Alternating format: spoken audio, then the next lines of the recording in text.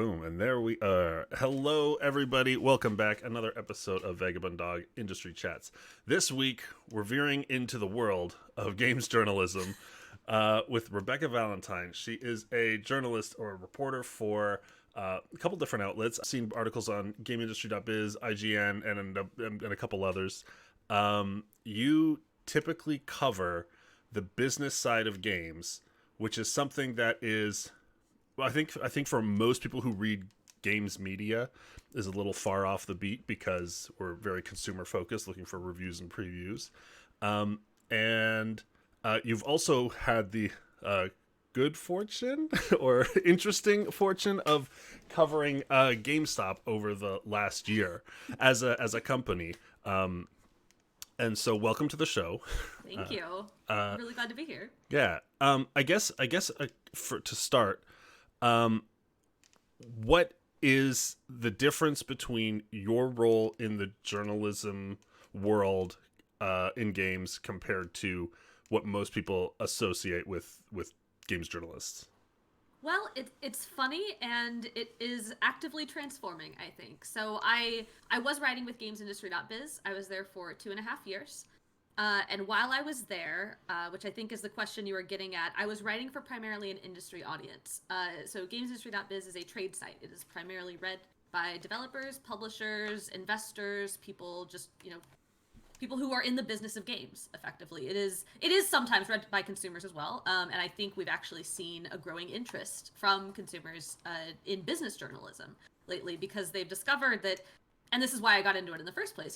The business of games is how the games that we love get made. That's what it effectively is. And people are becoming more and more interested in that, especially because, they now, because we've had, many good journalists reporting in that space, we have started to see, kind of how that can tell the story of how games get delayed, why games change, why this thing that you thought was going to be in this game didn't end up being in that game, and questions like that. So I think we've seen a renewed interest, and I wrote for GamesIndustry.biz for 2.5 years, and I loved it. I never expected to be so excited about business journalism, but I ended up learning a weirdly large amount about business for someone who never went to any kind of business school. And now, just a couple months ago, I got hired at IGN as a reporter, and so now I am kind of dabbling back into the consumer side, and I am doing occasional previews and reviews and things like that, but I was also hired as a reporter, and I was hired for my business expertise, and so now I am doing this very funny little dance of translating the business side of games to a consumer audience, Right. And so, yeah, I still write about GameStop. I wrote a thing about Epic and the Metaverse. The Metaverse. Yeah, I have no idea what they're talking about. But again, from like sort of a business explainer standpoint, because that stuff is now interesting, and I ultimately the thing that I want to do is what I said before is tell the story of how the games people love. Oh, we frozen. Oh no. Oh, hold on. Sorry. Everything on my end froze. Everything on my end froze for a second there. What did I say? No, I don't know. The Illuminati got really mad though. But no, it's fine. I think we're good. Okay. So, sorry. One of the things that as an indie developer, I do kind of rely on business journalism or business reporting to sort of clue me in to what is happening in the industry because yes, we're a company, but at the end of the day, we're kind of on the outside of a lot of things. We don't find out about Epic's Metaverse or what deals are really shaping the future of the industry and where the money is going and coming from.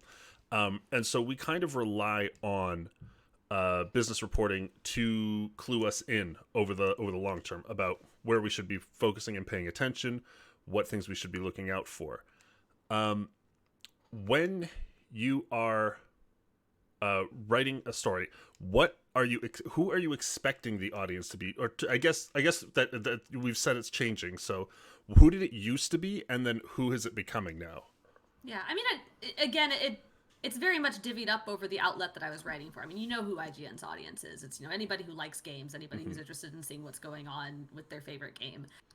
When I was writing for GamesIndustry.biz, it was very luxurious in some respects because you hear about the changing media and people have to write headlines to get people to click on them and knowing your audience and all this other stuff. GamesIndustry.biz, I mean I don't work there anymore. I can't get into too many details about it, but their model is not based on things like video and ad revenue and stuff. They get money from other sources like events and their jobs board and stuff, but it gave us the luxury as journalists to be able to write things that we knew our specific audience, again, the developers, the publishers, the investors cared about.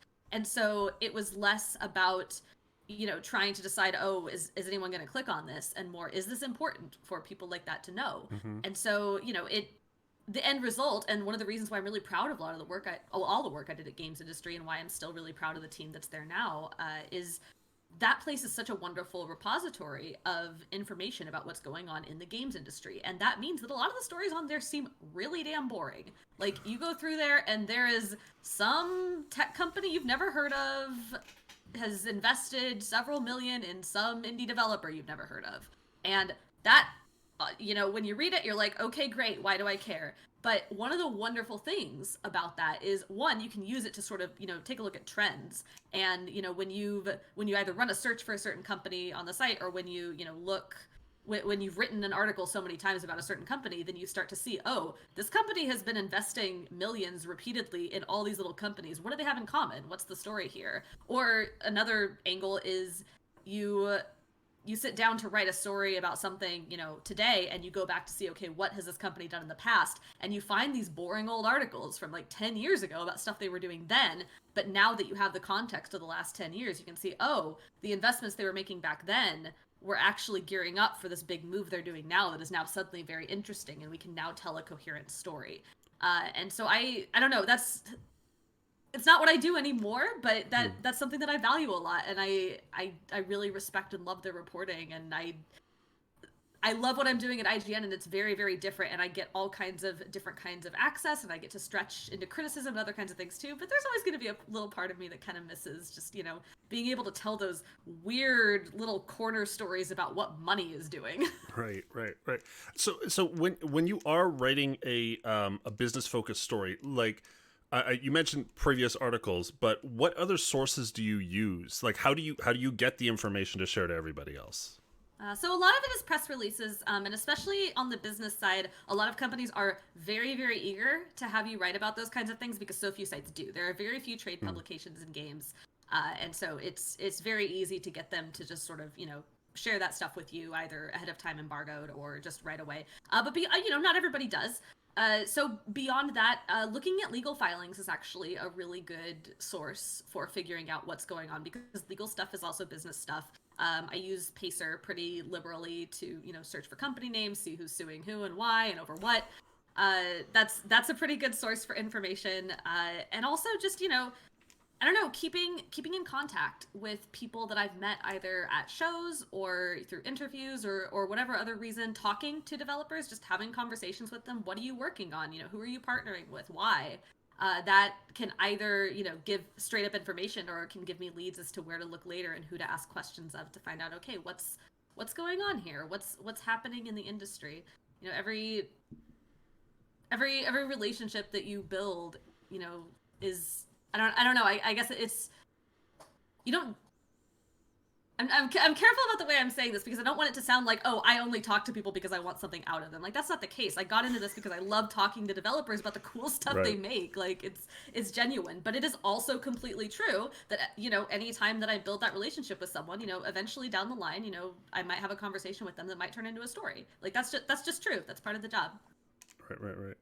There's a question that says, how do you balance the reporting for the people and the don't bad talk a big company because of sponsorship, with the boss saying, yeah, do both? I guess yeah. Palladino, what you're getting at is, there is that weird divide, especially when you have interpersonal, and we've had PR people on the show before mention the exact same thing, that they have these weird relationships with individuals that are sort of dual-edged. They are, friendships or relationships with people, but at the same time there's conversations to be had about business. So how do you divine the line between, like, I mean, is there so much critical reporting in the business world? Like, I feel like a Oh lot yeah. that the question leads a lot towards like review kind of stuff, but it, there's a positive and negative spin. Is it as strong in business reporting?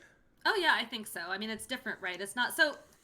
I think I want to be clear a little bit about about the differences between like games criticism and reporting, and I think that's a distinction that a lot of people struggle to make, especially because I think it's very ill defined in games in general. Like, I mean, even myself, like I write reviews for IGN. That's games criticism. That's not reporting. It's very different. It's a completely different discipline. It's something that I am able to do, but I am primarily a reporter, and that's what I do, and that's what I love. But they're two very different things, right? And reporting is asking questions and finding information and sharing information that readers and people want to know. And so, yeah, there's lots of, ideally reporting is neutral. I mean, I think that truly when you get down to it, everybody has their biases, everybody has their subjectivity, and what you choose to report on and don't choose to report on is always going to be informed by your biases. I don't think there is any true objective reporting because human beings are always at the heart of it. But you do your best. You try really, really hard to give facts and to give them in a straightforward manner, and to make sure that to make sure that you're always answering the question, why, is this information my audience wants or needs to know? So there's always that. I think in terms of like, don't bad talk the big company because sponsorship. I've never run into anything like that. At games industry there was a sales team that did ads. I knew the guy, like I talked to him, he was nice, but like we didn't do any work together. Like we had nothing to do with each other. His stuff and selling ads and selling sponsorships and stuff was so far outside the realm of anything I ever did. I never knew anything about it. IGN, honestly, the same thing. I have no idea what's going on that side of the company, and if editorial and sales are working correctly, I ideally never will, because Right. it's I should be free to write, to criticize, to write, to report, without having anybody saying, oh, by the way, they're giving us a pile of money. Like, the second anyone says that to me, I'm going, excuse me? Like, why did I need to know that? Why do I care? Like, stop. Where's- yeah. Yeah, and I think to sort of touch on the PR point too, I have a lot of really good relationships with a lot of PR people, and I think the best relationships with PR people that I have are the ones who understand that it's not personal. Who know that sometimes I'm going to email them with really hard, crappy questions, and I know they're going to do their job, and they're going to go to the people they represent and get an answer or not from me, and they're going to bring it back to me, and whatever answer they bring me, whether it's no answer, whether it's hostile, whatever it is, that's not them, that's them doing their job, and I in turn am going to do my job and report it. Like we understand that, and outside of that, we have a positive relationship because we're both human beings outside of our jobs. So that was, I think, answered several different questions, Yeah. but maybe that ultimately got at the heart of what was being asked The there. shotgun hit something. The I guess one of the things that I think I probably when I for those of you in the audience who aren't familiar, like 10 plus years ago, I used to do a bit of games journalism myself.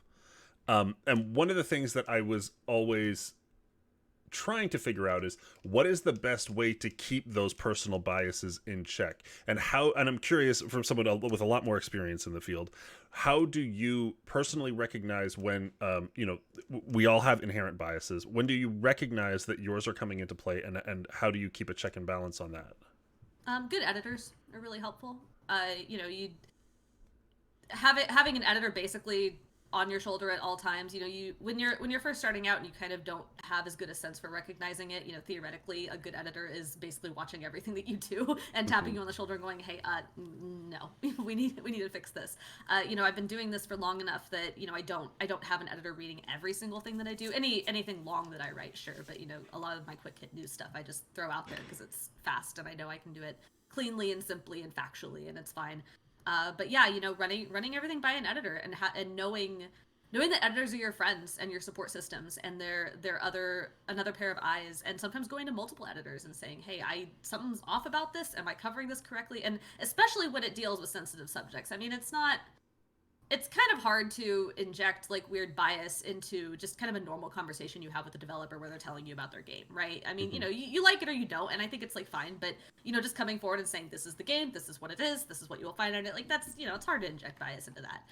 You don't have to worry about that too much, but the games industry has increasingly been involved in a lot of like very sensitive and continually politicized issues. And it's hard to talk about too, though, because there's also a point where as a journalist, you have to make sure that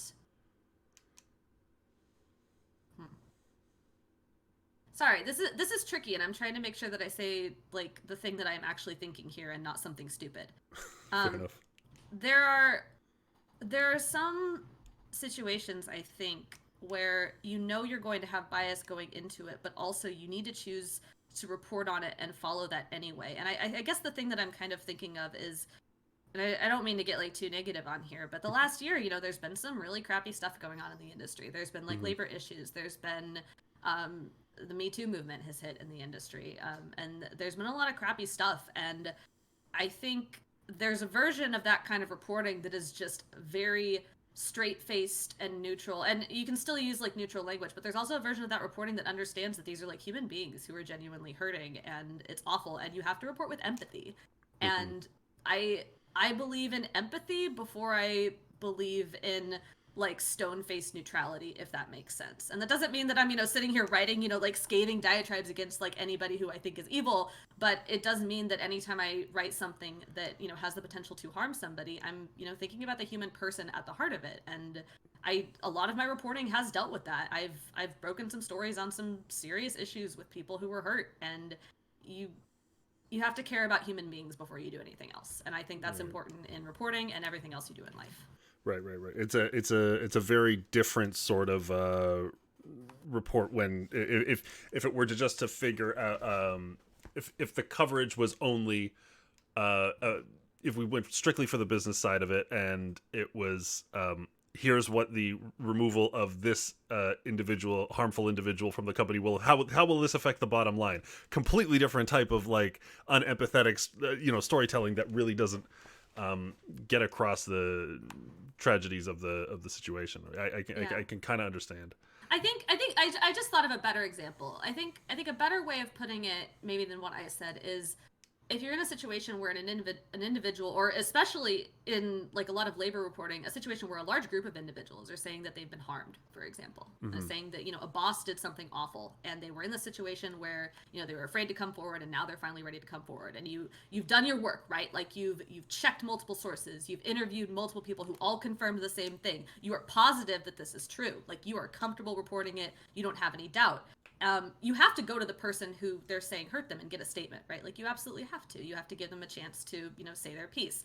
What you don't have to do, and what I've run into, is you don't have to basically let them write an entire story for you. I've had people who have been accused of things come back to me with 6-7 page letters, trying to basically absolve themselves of that. And you don't have to print that whole thing, because that's ridiculous. That's not, you're not here to just serve as a conduit for anything literally anybody wants to say. You're looking for the truth, you're looking for answers to your questions, and you're always going to be doing that through a human lens. Right. One. Sorry, that got very. That got very sad. I'm very sorry. We'll pull it back a little bit. Like one such story, and tying into something else we want to talk about. During the early parts of the pandemic, it's like when GameStop started. It's like calling themselves an essential business. Employees have to keep working in these situations, and it's a very serious situation where it calls into a lot of questions. The ethics of the business and all these things, and it is kind of troubling. I can imagine the troubling situation, given everybody's heightened emotional state over the pandemic situation, reporting on that in a completely neutral way. But how long had you been covering the company in total around that point? Honestly, not a whole ton at all. It's sort of weird, because that was the story that got me started doing GameStop reporting effectively. Right. I was, part of being a business journalist is you listen to the quarterly financial calls. And so I had, my editor, Brendan Sinclair, and I would usually trade off. So I had listened to about the last year's worth of them at that point, and I knew company doing bad. That's Mm-hmm. basically it. I mean, there were some through lines, there were some interesting things being said, but mainly business bad, GameStop going down eventually. I mean, at the time, a lot of people were spelling out doom for it. And like, no, it's not gonna collapse tomorrow. Companies have money in reserve. It'll cling to life for a while longer. But that was really all the information I had, and they invited me on this trip, and it was very strange. It was a strange invite because they tried very hard to get sort of representatives from multiple different kinds of outlets. Like they had YouTube content creators, they had mainstream press, they had games like consumer press, and they had me for the business side. And I drove down to Oklahoma and I saw their concept stores, and it was really cool, and I got to take a look at them firsthand. And then suddenly no one could go anywhere. Right. Yeah, it is an interesting situation where they put a good amount of development into these concept stores across Oklahoma. For those of you who aren't familiar, GameStop decided, hey, let's reinvent a couple things. They made these concept stores that were a combination of esports sort of arena, tabletop gaming space, retro environments with a lot of older consoles, in a couple of locations across Oklahoma. And then their plan, correct me if I'm wrong, but the plan was to run these for a couple months to try and get some like data on the use and the feasibility and all these things. But then pandemic just locked everybody out of them. Yeah, it basically that. It was a little fuzzy at the time when I was speaking with them. So at the time I was there, this was February. This is the end of February, and to be clear, we knew the pandemic was coming at that point, and I did ask them about it, and they gave me such a non-answer. I don't even think I printed it because there was literally nothing interesting about it. Yeah, we knew the pandemic was coming, but I think at the time the collective consciousness. I'm sure doctors knew. I'm sure some people knew, but we didn't know. We didn't know we were going to be locked down for a year. So at the time, there are these community centers, right? There are these places where their goal is to give people reasons to come in the door to play tabletop games, to play games on these computers and these consoles they have, and then from there try to sell them things, right? Like that was the goal. They want large amounts of people coming in. And at the time when I was talking to them, I asked them they called it the Tulsa experiment. They were very clear that this is an experiment. We don't know if it'll work. But anytime we got on the subject of, okay, what is next then? What do you do after this? Do you make more? Do you make different kinds? Do you spread them elsewhere? What's the plan? They never had a concrete answer. And they wouldn't even say like how long they planned to do them. They'd already been doing them for a few months. And it seemed like, I'm sure somebody had a plan somewhere, but nobody was talking about it, and Right. it was very odd. But they were great. Like, they were very cool. It was honestly the neatest GameStop I've ever been. Like, I don't know. I think they had something there, but now I'm not so sure. Right. So I mean, not to get too perspective, but like you being one of the few people who's actually seen inside of one of these locations, what was your catch of the vibe? Like, what did it seem like something that you could imagine yourself or other individuals using frequently enough to warrant? Yeah, I think I personally would be less likely to go into one, but that's just because of the kinds of things. Like, I have a gaming setup at home. Right. What was cool to me was the potential for especially younger groups of people. Mm-hmm. They have these, especially at the big ones, they have these long rows of chairs and like really good gaming setups, and you could try games before you buy them. You can have parties there. You can bring in a birthday party and play. And they had like a lot of community game nights on a schedule where they would have Fortnite tournaments. They had a Fortnite tournament I think it was Fortnite tournament while I was there, and a bunch of kids and teens showed up, and they all played games together, and the parents kind of mingled along the edge. And like, for that demographic, that's really cool, especially for people who either can't afford good setups like that at home, or who maybe can afford like one console and be a little more picky about the games that they buy, right? Like, that's a great way to try them and make sure that it's something that you're actually going to play. Or maybe you want to play with friends and you don't have enough setup at home to do that. That seems like a good place. It's basically like an internet cafe. I mean, we got those are great. And then like the tabletop thing seemed really cool too. Like, I'm always down with community spaces that want to do D&D and stuff like that. They had plans to either offer snacks and beverages either in store or partner with businesses nearby, bring like food trucks in, like that. There were a lot of really cool plans. Honestly seemed great. Not specifically for me. I'm the kind of person who likes to play my own Switch on my own couch, but yeah, like I saw a future for that. I thought it was a great idea. It just never got a chance. Right. And I mean, is this something that you think that they are still? I mean, there's been so much changed in the company in the last 4 months in terms of management and direction and everything like that. But is this something that you think that the company is still interested in pursuing?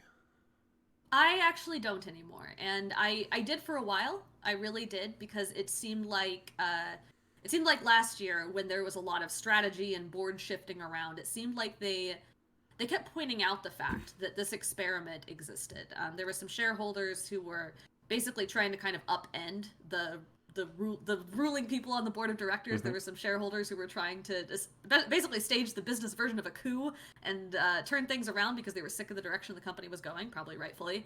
And one of the arguments they made was that Frank Hamlin, who is the C-level executive who kind of was the mastermind behind this Tulsa experiment, had been asking them to do this for years. And it took them aeons to get it off the ground. And when they finally did, they had like no concrete plan for it. They just sort of let it sit in Tulsa for a while, which probably explains why Frank Hamlin, when I talked to him, had nothing to say about it, because no one was letting him do anything. I mean, I don't know if that's the truth, but that was the vibe I got. Well, Frank Hamlin's no longer with the company. Right. He left during a slew of executive departures here recently. And if you look kind of at Ryan Cohen's business plan, as well as the business plan that they seem to be floating now, it's all very digital. It's all very e-commerce. And I think that's the strategy they have settled on. Frank Hamlin's argument was, the problem isn't what we're selling in the stores. The problem is that people no longer have a reason to come into our stores. And if we give them a reason to come into our stores, then they will buy things. It seems, I don't know really what Cohen's argument is, but it seems like it's closer to, we don't even need stores at all, really, except for a few things. You know, what we need is a good e-commerce business. And, you know, he might be right. I don't know. Right. I mean, yeah, or just use the retail locations as localized warehouses to get faster one-day shipping out to people, all that kind of thing. Or, you know, I mean, you got to keep them open. You got to keep some of them open, right? Like having a brick and mortar business is still useful, especially in, you know, in certain areas in major cities, whatever. Like it's still useful for certain reasons, but you don't need nearly as many as they have, which is a bummer. Honestly, a massive bummer, because a bunch of people are probably going to get laid off. Right. That is the end result of it. If it does go completely e-commerce, which is a big downside. And I mean, realistically speaking, the e-commerce model is a pretty uphill battle. I did a lot of thinking about the comparisons between GameStop and Chewy as companies, and the stark differences between video games and pet foods. In terms a few differences, yeah. Right, but in terms of like repeat customers and necessity, and you know, there's a lot of factors in selling pet food that can make a really viable, especially when there was no market leader per se, I mean, at least not that I was particularly aware of, versus GameStop is entering a relatively mature, as a e-commerce platform, is entering a relatively mature market, with a lot of competitors, and competition directly from the manufacturers themselves. So I'm curious if you've heard anything or have anything to add in terms of like what makes it possible for them to be successful in this. Yeah, I mean, they have to do something that no one else is doing, right? And I don't have any behind the scenes knowledge about this. I have no idea what Ryan Cohen is planning, or anybody else on that board. I mean, I think he knows this, right? And I don't browse multiple online pet stores, but I do use Chewy. This is not an advertisement for Chewy, but I use Chewy, and you know, the thing that they have that I haven't really seen too many other places, they've got like this automatic auto ship thing where I just throw the things that I need every single month into an order, and they show up, and it's very easy, and it's slightly discounted, and the stuff is always good quality, and you know, it's fine. It's a pet store. GameStop can't really get away with that because you don't need a new copy of Cyberpunk 2077 maybe you do need a new copy every month at the rate we're going, but depends how big the patches are. Right. You don't need that every single month, right? You need something different. So I mean, I could see them going like kind of the loot crate route or something, and trying to find ways to, get people to subscribe to, oh, I've just lost it. What's the name? The Power Up program. Yeah. To power up rewards, to find ways to do that. I would love to see them value Game Informer more in some way and tie things to a subscription to that magazine. That would be fantastic. It's still running, right? Oh, Game Informer is still running. Laid off a bunch of people. Worried about them, but they're putting out good stuff. Good journalists there. So yeah, I would love to see them value Game Informer more. I would love to see them figure out their trade-in business so that it would stop being the absolute joke of everybody. Right. Yeah, I don't know, but they have to do something other than just sell AAA games, because it's literally what everyone else is doing. I don't know what the answer is. I don't know if the answer is to go retro or to lean more into the merchandise side or to find ways to give people some kind of value attached to power-up rewards in terms of getting something on the regular. I don't know what it is, but it's got to be something other than, happening to log on to buy your annual copy of Call of Duty, because that ain't gonna do it. Right. Yeah, I've heard wild speculation all over Reddit. Oh, I'm sure.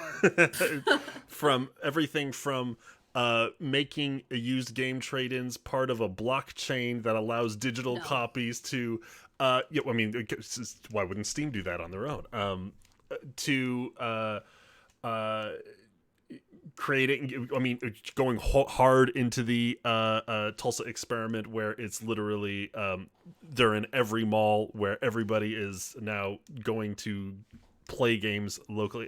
That's a less ridiculous idea, but I don't think they're going to do it. But right. It is an interesting situation, and there's a lot of people who are very interested in the company now because of what the stock has done this year, and I'm curious if, having covered it from February, I guess that was 2019, you had any anticipation or any expectation of what was to come.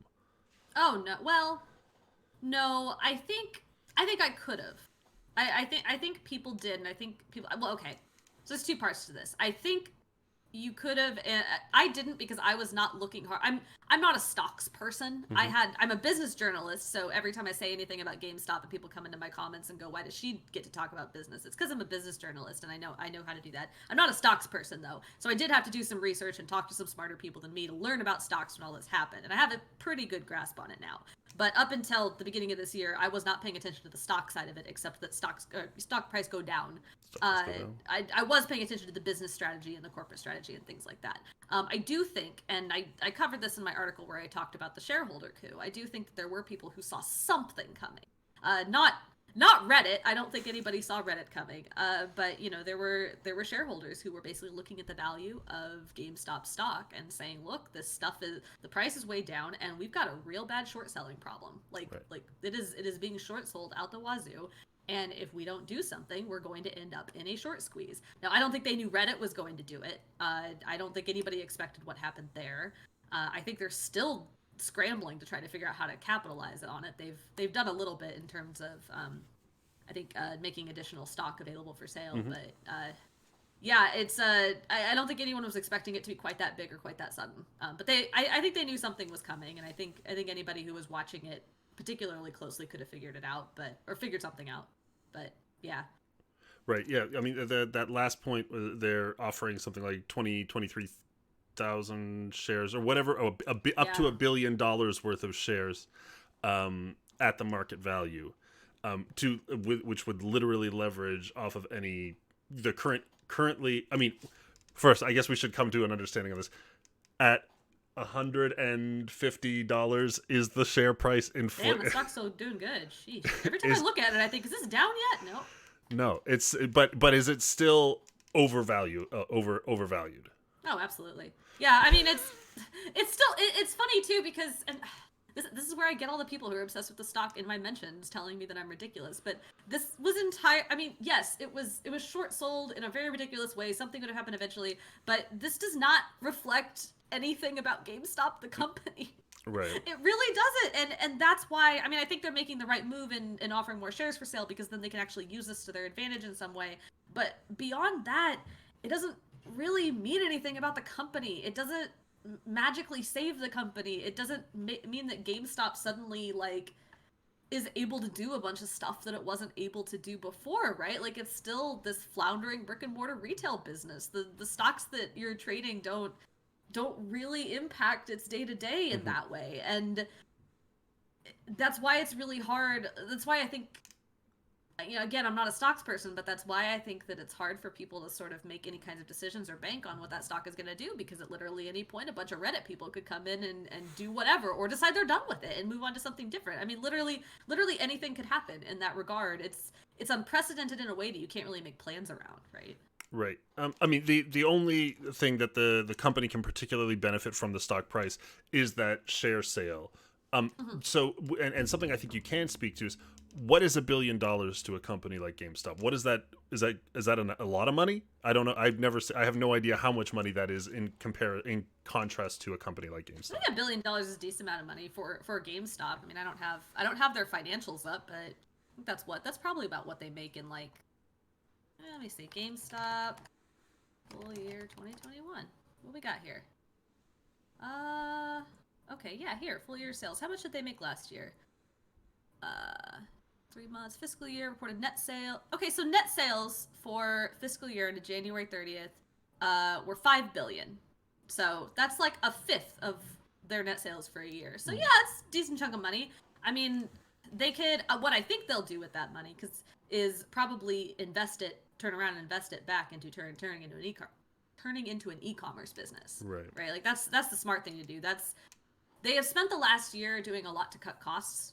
The layoffs are one thing, restructuring, getting rid of extra inventory, selling that ridiculous corporate jet, all kinds of things to reduce their costs. And if you look at their balance sheet and their financials for the end of the year, the thing that stands out is that their revenue hasn't really improved. They didn't do, and it's wild that their revenue didn't improve, because this last year, 2020, was supposed to be the year that saved them, right? The new console generation, right? Well, the reason why we're not making money is because it's the end of a console generation. No one wants to buy games. No one wants to buy hardware. Sorry. So the new console generation will save us. Well, it didn't really. Supply of the consoles was a problem for them. There were not enough PS5s or Xbox Series X's and S's to go around. Switch sold pretty well. But yeah, they're just, and COVID hurt them really bad, so their sales didn't really improve last year, but their costs went way down. But there's only so much cost cutting they can do before they're just like not a business anymore, right? So the thing they need is extra capital to invest into ways to bring those sales up. And I assume that's what they would do with the $1 billion. They are making a lot of staffing changes lately, and I assume those come with spending money to attract high-profile people. So we'll see how that goes. But yeah.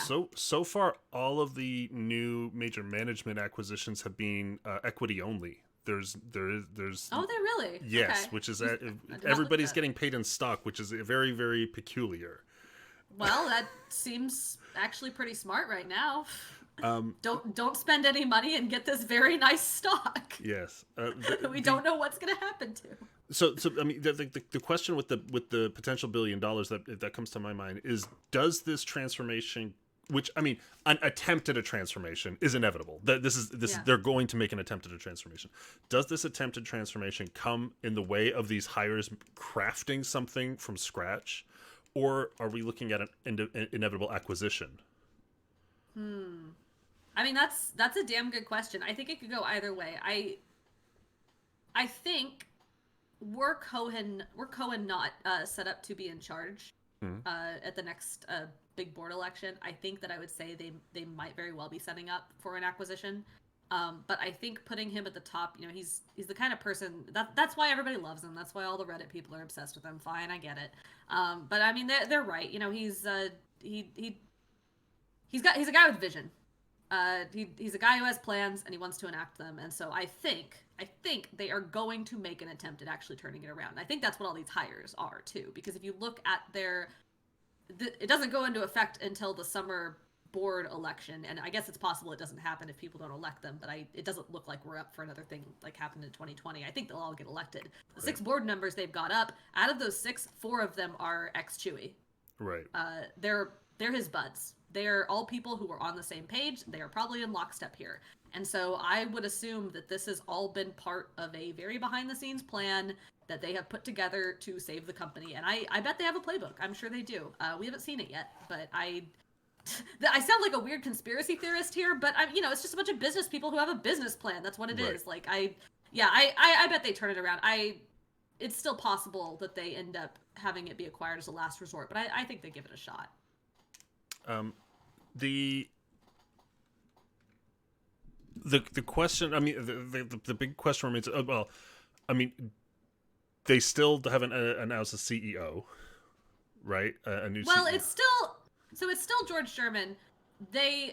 I don't have it pulled up. I don't remember if it was a report that they were looking for a new CEO, or if it was, maybe I can find it really quick, or if it was actually confirmed that they were doing that. How long ago was that? Was that a couple days ago? God, it moves fast. Yeah, it really does. GameStop CEO. Sorry to do this during the middle of your podcast. No, that's... Yeah, 2 days ago. Okay, GameStop reportedly looking for new CEO, and not 3 anonymous sources close to the matter told Reuters. Oh. Okay, so we don't have confirmation of that. That said, they're definitely looking for a new CEO. Right. You look at that board, George Sherman's the only guy left from the old GameStop days. They are absolutely looking for a new CEO because they've been doing these little like things over and over where, people leave on good terms. They get their big $1 million payout for leaving, and then they put someone else in the role. They've had multiple of those now. Jim Bell. That's the other thing. I mean, and again, maybe I've just been reading way too much of the news, but his 500,000 share payout has been forfeited. Oh, has it? Oh man, you're more up on this than I am. All right. Really? Oh, yeah. Bummer for George Sherman. All right, well. Yeah. What can you do, I guess? And this also comes off the tail of they have paid off their 2023 debts that are due. They are now 100% non-debted, which, tying back to the whole continuing short position, the whole point of having such an extensive short position is that back in late 2019, people were betting that this company GameStop was literally going to evaporate. Right. Yes. Like, and from the business reporting side, did that seem like it was possible? No, I mean it's a company, right? Like even in like 2018, 2019, when people are like, yeah, it's not going to last the end of the console generation. It's absolutely going to last to the end of the console generation. They needed the windfall, and it like businesses don't just evaporate. You see the writing on the wall generally well before they actually fall apart. And GameStop, for all of its problems and all of the money it was not making, it did still have money in its pockets, and you could see that looking at its balance sheet. It was still doing well enough to at least in terms of predictions, no one could have predicted COVID, but you could look at it and say, okay, it's going to hit the next console generation, it'll make enough money. My prediction at the time was that it would last out the PS4, Xbox One generation, but it would not last the PS5 Series X generation, right, or whatever that was going to be. Now with the debt payoff and with all these board changes and with everything else, it seems like they're trying to basically make a fresh go of it. Use the brand name that people are all very familiar with and kind of the structure everyone is familiar with to basically make a whole new company effectively. So I think, depending on what that plan is, I think they might have a shot. But yeah, I mean, I don't think it was never just gonna fall apart overnight. That's not. I don't know. I don't know enough about Toys R Us to say if it fell apart overnight. But I think that was a much more long and drawn out process potentially. Yeah, I mean, it's interesting because I mean, it feels like GameStop, Toys R Us, the Bed Bath and Beyond was another story earlier this year. All of these companies are kind of suffering under the same monolithic weight of Amazon e-commerce, right? Like, absolutely. It is absolutely crushing the competitiveness of the marketplace or whatever. They're all sort of suffering from the same sort of situation. Yeah, COVID did not help. And COVID did not help. Sorry to keep bringing up COVID, but it's true. Right. Going forward, so one of the things that I noticed after Reddit GameStop's saga happened, there has been a influx of new very amateur business reporters on Reddit. And I'm curious because there's just a lot, and YouTube, and there's a lot of extra attention drawn into the business world because a lot of people like the idea of getting rich quick, I think. But also it's also kind of opened a lot of people's eyes up to the financial world, the business world. Do you think this whole scenario that happened in the early part of the year in January is going to change your job going forward at all? I mean, no, I think I'm going to keep doing what I do, which is, doing research, interviewed, question asking, thought out analytics and reporting. That's what I've always done. It's not going to change my job drastically. I think, again, sorry to bring up COVID, but No, I it's think fine. a lot of analysts have said that what COVID did for a lot of industries is it accelerated trends that were already there. You hear that when you talk about physical and digital game sales. You hear that when you talk about, brick and mortar retail kind of falling apart. You hear that in a lot of different areas. I think this is sort of comparable in that there was already an interest in the business side of games, and whether that's the retail games or how games get made or whatever that is, there was already an interest in that kind of thing. This GameStop thing accelerated it. Now, do I have a lot of patience for armchair analysts on YouTube? I do not, because I think that good reporting is very, very different from just sort of saying things that you see or think. But I applaud the interest. Like, I'm glad people are curious about it. I encourage people to vet their sources and make sure that whoever they're listening to, whatever they're reading, whatever they're watching, is thought out and researched and sourced in intelligent and thoughtful ways. But yeah, I mean, I'm glad the interest is there because it is really interesting. I'm an English major. I went to college to read a bunch of fiction books. I didn't think I would care about numbers, but man, I really care about numbers now. Right.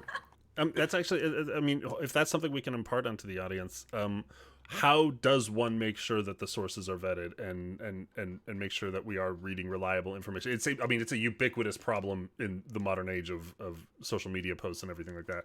But how does a reader assure that what they are reading from a source is credible? Yeah. So I mean, there are many verified news sources out there. If you're looking back and you see a verified, credible news outlet that has been known for years to give good, accurate reporting. I don't know, New York Times, Washington Post, CNN. Those are the big ones. There are some in gaming. There are some in tech as well. There's plenty all over the place. If you're not sure if it's a site you've never heard of before, that's maybe one red flag if you've never heard of it.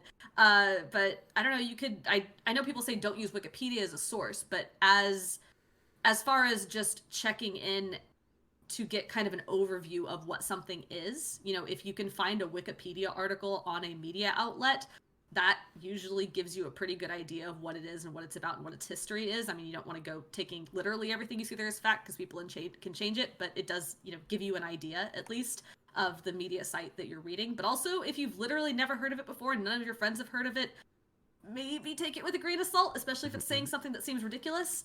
Beyond that, a lot of times you can just look up things for yourself, especially with this financial stuff. You can actually look at the stock price.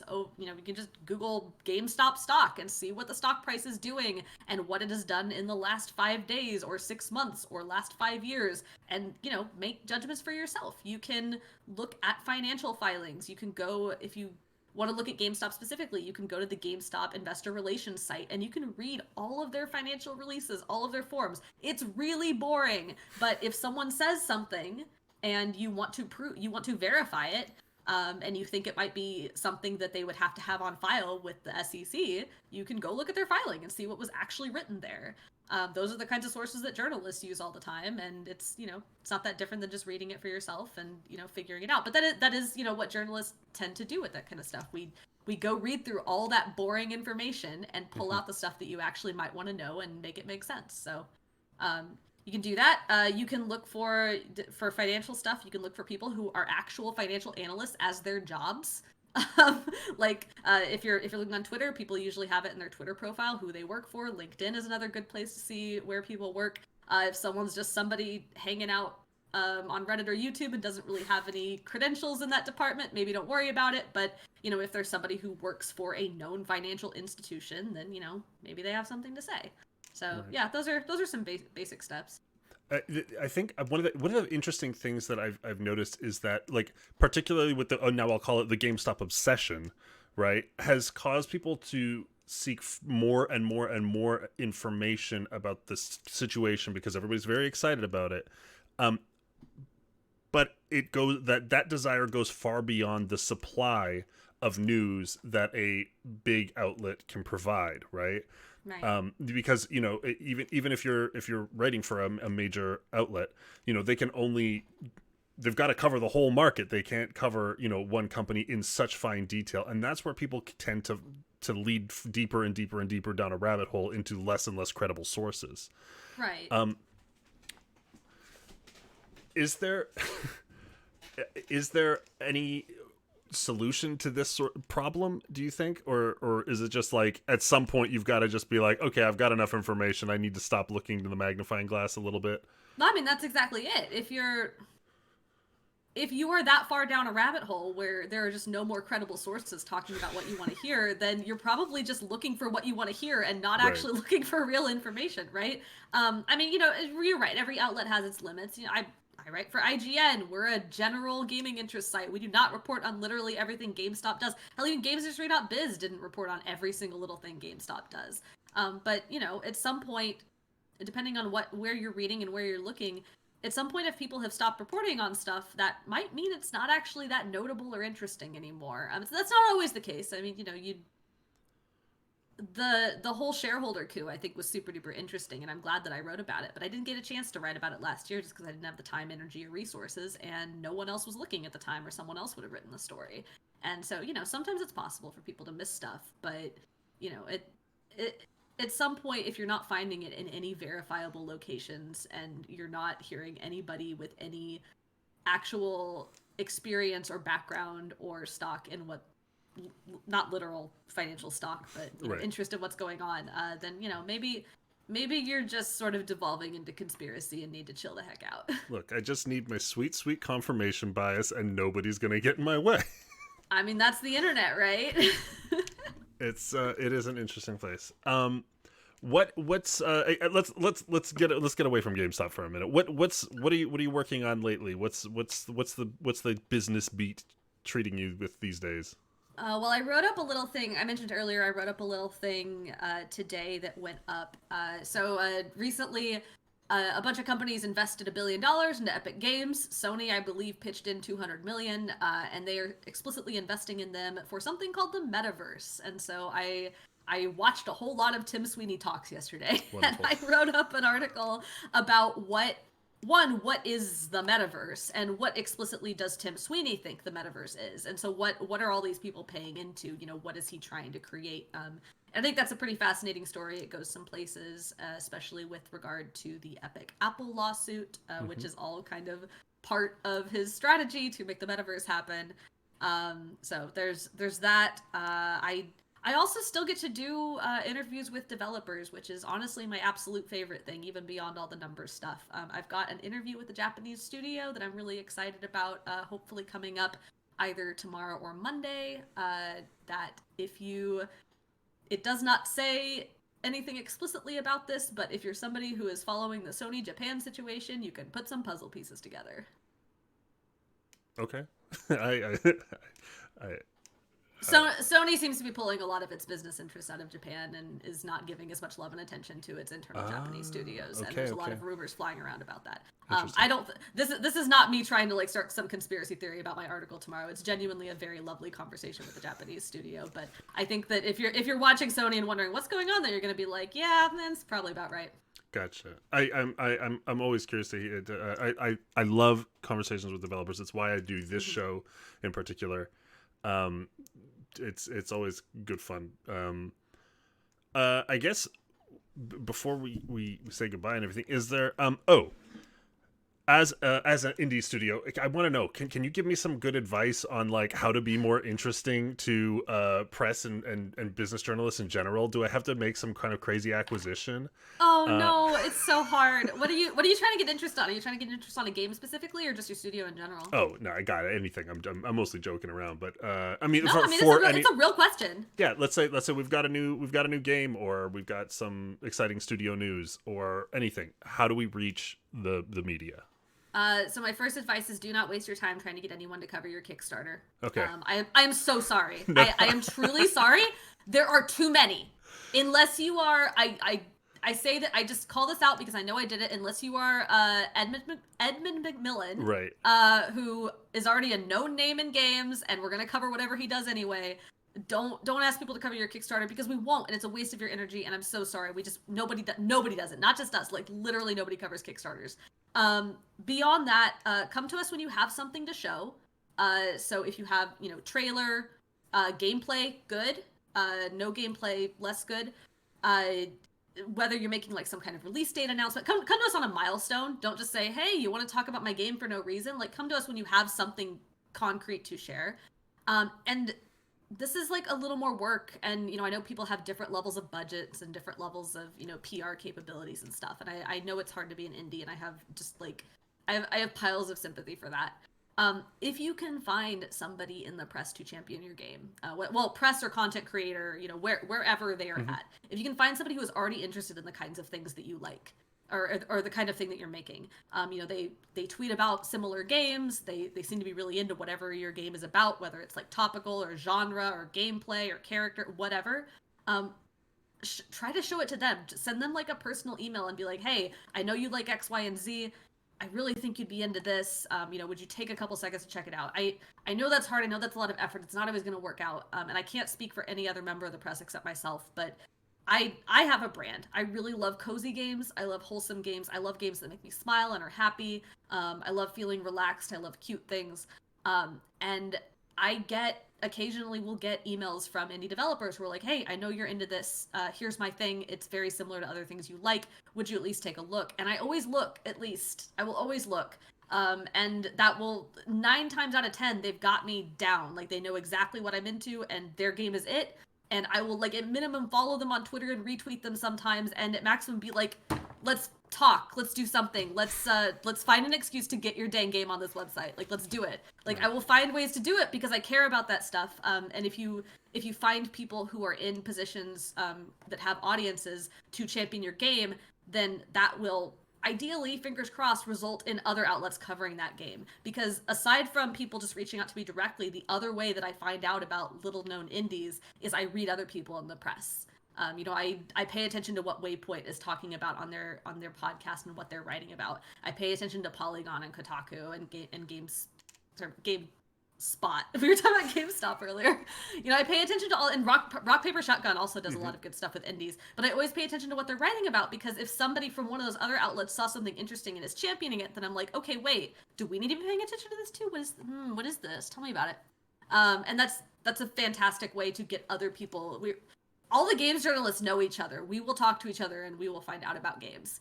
So sometimes it's just finding that one little inroad. I know that's not like great advice. There's probably people who have better advice than me on that front, but yeah, find someone who likes your stuff. Appreciate it. Any top cozy game recommendations then? New stuff or things you're looking forward to? Oh, I'm really looking forward to Pokemon Snap. I've actually been writing a lot about Pokemon Snap. I got to talk to the game director. Oh, it was over email. I only got like 5 questions, so it wasn't a super long conversation. But I published a little, I guess, mini interview with him. Is that yesterday? Yeah, it was yesterday. Pokemon Snap looks amazing. I'm super stoked. I just finished Kentucky Route Zero, which was absolutely wonderful, and I can't believe I didn't play it sooner. Cozy Grove and Before Your Eyes are 2 little indies that I have fallen in love with and played very, very recently. Cozy Grove is like Animal Crossing, but with square bear ghosts and more story, which is amazing. Before Your Eyes is a game where you control you control everything by blinking, which is absolutely wild, and it works, and it's emotional, and I have feelings about it. I guess the other one that I should speak up for is The Longing, which was in the Nindy Direct yesterday, and I am not playing it right now because I beat it last year. It is incredible. It is an idle game about a little shade who has to wait 400 real-time days to wake up the Mountain King. It is so good. Interesting, exciting. Those are all hot recommendations. I'll take a look at the few when I need to feel a little cozier. Anything you want to tell the people before we sign off? I don't know. Vet your sources. Vet your sources. Be nice to each other on the internet. Be nice. That's all I got. Be nice. Vet your sources, and I guess follow you on Twitter. Find stories and cozy games. And yeah, I guess. Yeah, I'm at Duck Valentine. Yes. Anyway, I think that's going to be it for this episode. Thank you so much for coming on and hearing us, me rant about GameStop and answering some important questions. Thank you all. I'll catch you all later. Thank you.